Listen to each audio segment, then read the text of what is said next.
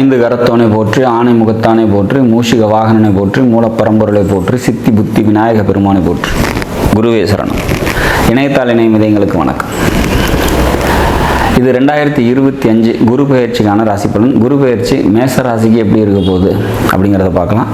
இது வரைக்கும் உங்களோட ராசிக்கு 2ஆம் வீட்டில் இருந்து ஓரளவுக்கு நன்மைகளை செஞ்சுக்கிட்டு இருந்த குரு பகவான், ஏன் ஓரளவுக்கு அப்படின்னு சொல்கிறோம்னா, மேசராசியை பொறுத்த வரைக்கும் சனி ராகு இதெல்லாம் பார்த்திங்கனாக்கா, இப்போ ராகு ராசியை கடந்து இப்போ தான் போனார் அப்படின்னு கடந்த ஒரு வருஷம் ஆகுது.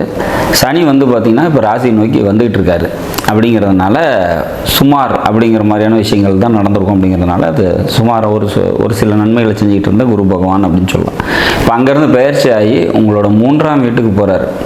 3ஆம் வீட்டில் குரு இருக்கிறது சிறப்பாக. மறைவு ஸ்தானத்துக்கு குரு போனால் என்ன ஆகும் அப்படின்னா, இந்த ராசியை பொறுத்த வரைக்கும் பாக்கியாதிபதி மற்றும் 12ஆம் அதிபதி தன்னோட ஸ்தானத்துக்கு கேந்திர ஸ்தானத்தில் போகிறாங்க. ஸோ இதனால் என்ன ஆகும் அப்படின்னா, அலைச்சல் அப்படின்றது அதிகரிக்கும் அப்படிங்கிறது நம்ம உறுதியாக சொல்லலாம். பொருளாதாரம் சம்மந்தப்பட்ட விஷயத்தில் கூடுதல் கவனத்தோடு இருந்துக்கணும் அப்படிங்கிறதையும் சொல்லணும்.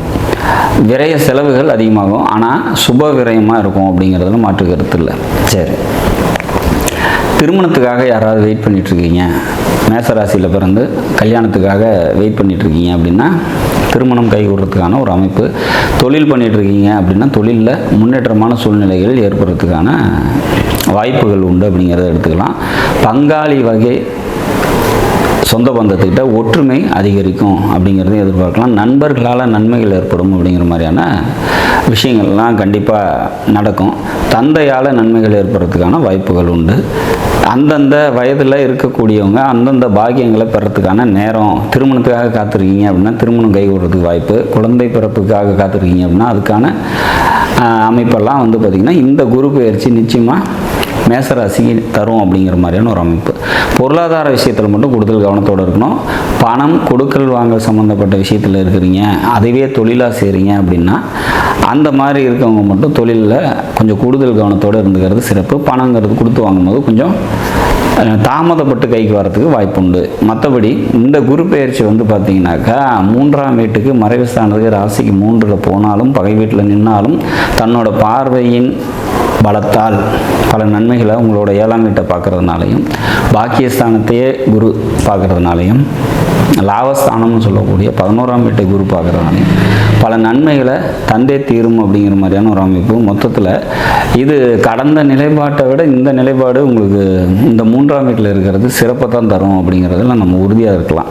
மேசராசியை பொறுத்த வரைக்கும் இந்த சனி பயிற்சி ஆகி உங்களுக்கு 7.5 சனி காலம் ஸ்டார்ட் ஆனாலும் கூட இந்த குரு பயிற்சி இந்த ஒரு வருஷம் உங்களுக்கு பல நன்மைகள் தரும். அதனால் வரக்கூடிய இந்த 7.5 சனி காலத்தில் ஏற்படக்கூடிய சிக்கல்கள் சிரமங்களெல்லாம் கம்மி பண்ணும் அப்படிங்கிறதுல மாற்று கருத்து இல்லை.